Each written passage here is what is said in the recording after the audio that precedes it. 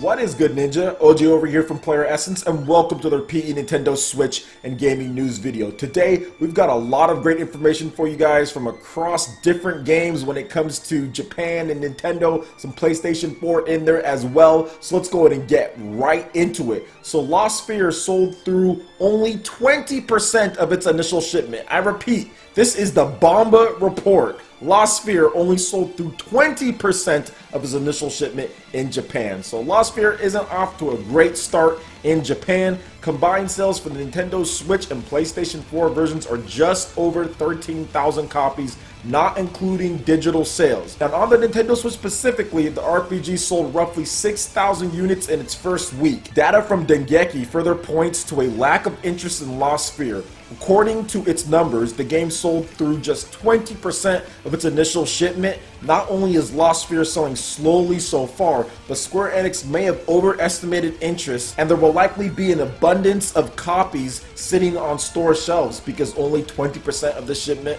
was sold. They were probably expecting anywhere from 40 to 50,000 units sold on the first day to sell through 50, 60, 70% of the shipment, somewhere in that range. That's usually what you see. For example, like I think Fire Emblem Warriors sold through, I think 40 to 50% of its shipment. Of course, digital sales as well in there. So that's somewhere, you want to be a little bit higher, but that's acceptable. But 20% is somewhere really low, and you don't want to be at 20%. That is really close to like no percent. You know what I'm saying? Like that's not even close to 50. That's not good at all. So Square Enix really overestimated how popular this game was going to be.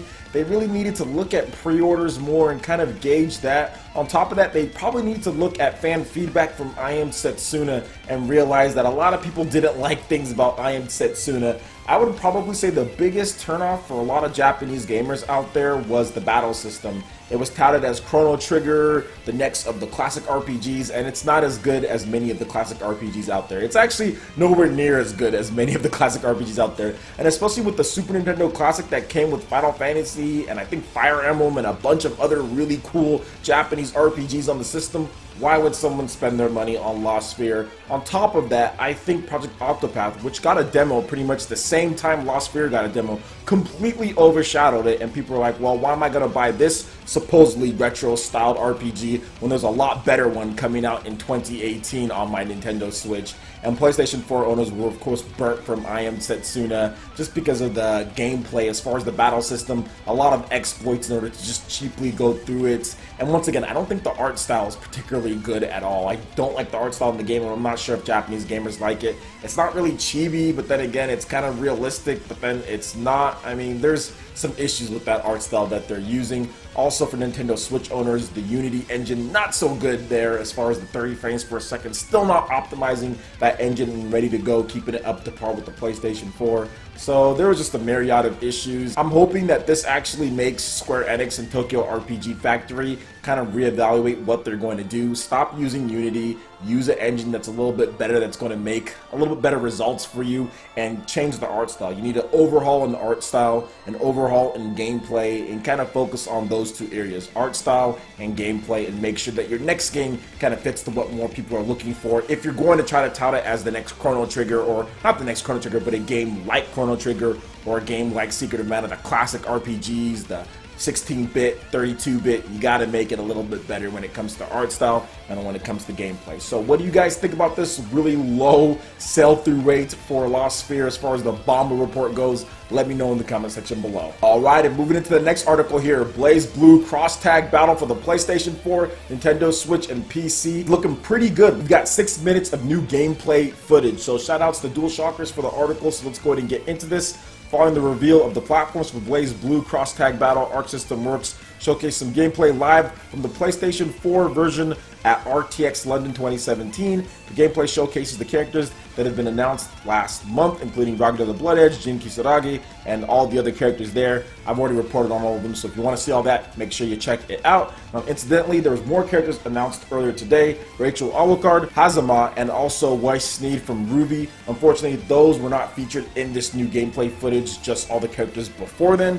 Now, BlazBlue Cross-Tag Battle is an upcoming fighting game featuring a pretty crazy crossover roster. Has a bunch of different characters from Arc System Works like BlazBlue, Central Fiction, Persona 4 Arena, French breads under night in birth, and more from Ruby. It's a crazy crossover that I never saw coming, but it's coming. But anyway, you can check out more of the gameplay footage as you guys are doing here, and I am always going to talk about this game anytime that I can because I really want it. As far as Nintendo Switch owners to know, this is the first time that we're getting a real BlazBlue on a Nintendo home console. This is like the first time. We've gotten some spin-offs and stuff on the portable systems when it comes to BlazBlue, some chibi style ones and things like that, but this is the first actual game, and it quite possibly could be the best one considering what they're doing, having this crossover here and the dual mechanic system that they're bringing over. I really like that, and I want Nintendo Switch owners to be informed as far as what this game is going to offer. BlazBlue has been a staple in the fighting game community since the late 2000s, 2008, 2009. That's when the original one got started on the PS3 and the Xbox 360. Fantastic battle system, always had a story mode in there, always had plenty of content in there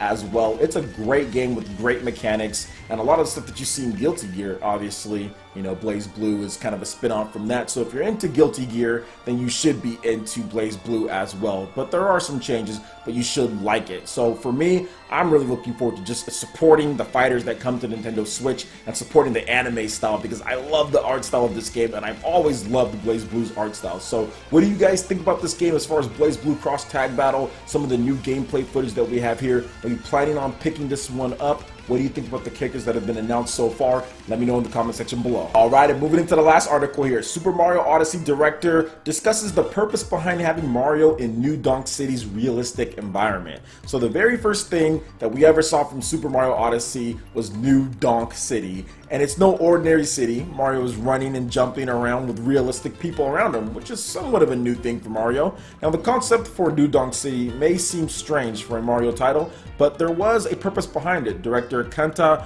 Motokura explained to Game Informer this month why it made sense for players to be interacting with a more realistic city. And shoutouts to Nintendo Everything for the article. This is what he told the magazine. Quote, "I thought that we needed a scale that was easy to understand. Users will wonder how high Mario can jump, how far he can fall. We thought that it would be easier for users to understand and relate to a world in which they actually live. Mario is a strong enough character that he fits just fine in a realistic environment." Now, New Donk City is just one of the many areas that you'll be visiting in Super Mario Odyssey. Other worlds in the game are more in line with past Mario titles, but you'll find an interesting variety across various kingdoms. And to me, it didn't necessarily seem too crazy that Mario was in this realistic world, and I figured that they would do it somewhat because originally he's like a plumber, right? And he's going through the sewer pipes and stuff like that, so he was kind of based in a real world anyway for the most part. I know maybe that's not the lore behind it, but like when I watched like the Mario Bros show, I always figured that that was kind of like a thing, like there was an area where Mario did stuff like that. That's the funny thing. The reason why it wasn't weird to me because of that live action Super Mario Bros show that I used to watch back in the day as a kid. So for some reason that translated to this, and when I saw it I was like, cool, it's like the Mario Bros show, you know what I'm saying? Like, I swear to God, that's what I thought when I first saw it, man. So for me, it didn't seem weird, but I know for a lot of other people, it might have been a shock to see Mario with different people with realistic proportions and everything, and the cars and all of that, and like the New York City style vibe. But I think it's cool, man. It's like the hub world there. I think there's probably gonna be a lot of secrets that you can uncover and all of that, and I'm just so excited for this game. Do want to give a little bit of an alert out there, guys. There's a lot of spoilers floating around, so make sure you watch out for those. There won't be any here on this channel, of course, but Super Mario Odyssey, it's coming up this week, guys. Seriously, it's so cool. For me, it's gonna fly by, guys. The week is gonna fly by. We're gonna have a lot of news to go over, a lot of stuff. We've been blasting through Fire Emblem Warriors. I think I've already put up 3 gameplay videos. I'm gonna continue fighting through, although I got my butt kicked last time as far as my live stream goes. Check it out, man. I was taking multiple L's. We're gonna get through it, and it's gonna help me get to Super Mario Odyssey because we're going right to Super Mario Odyssey as soon as that comes out. So what do you guys think about this as far as what the producer had to say about the realistic environments? When you first saw it, how did you react to it? Let me know in the comment section below. Alright, Ninja, that wraps it up for this video here. Go ahead and check out the links in the description below. We've got Facebook, we've got Twitter. Go ahead and give us a like and a follow on our social media. Really helps us spread the content of PlayerEssence across the interwebs in addition to YouTube. Also, make sure you check out our Patreon page. Pledge any tier, be entered in to win some awesome prizes. Plus, we have Discord voice chat for our live streams and prize eShop tournaments. Also, make sure you check out our brand new YouTube live gaming page and consider sponsoring PlayerEssence. When you do so, it works very much like Twitch, to where you can earn custom themed emotes for the chat, plus it gets you entered into my friends list in order to participate in tournaments. So check out the link in the description below and consider sponsoring PlayerEssence right here on YouTube Gaming Live.